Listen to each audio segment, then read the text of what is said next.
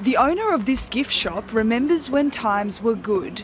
Yeah, it'd be bustling. You'd have people, in and out most of the day. But here in Stanthorpe, the local economy's been shattered by drought, robbing many residents of an income.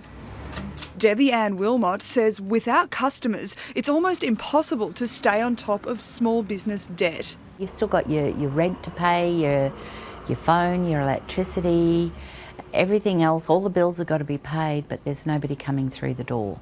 The ABC's Australia Talks survey shows more than 40% of rural Australians are struggling to pay their debts, as opposed to a third of their city neighbours. It's also found nearly 40% of those outside metropolitan areas are having difficulty paying for everyday expenses.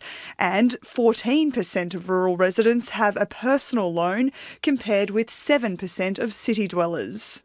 While household debt and poverty are big issues across the country, it's clear people living in rural and regional towns are struggling the most to cope. And there are concerns about what that's doing to the mental health of those Australians.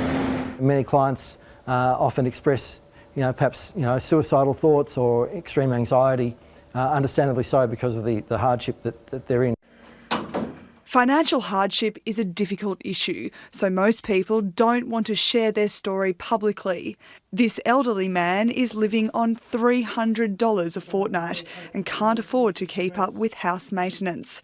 We've agreed to conceal his identity. I'm tired of budgeting. I'm tired of no money ever being there. Like many of his neighbours, he has a personal loan and credit card debts and feels his future is grim. There's no light. The only light would be if I dropped dead. Australia Talks shows most acknowledge those in regional areas get a raw deal, and there's lots of goodwill to help those doing it tough. Caitlyn Gribbin, ABC News. And to understand how your attitudes and experiences compare to other Australians, visit abc.net.au/Australia Talks.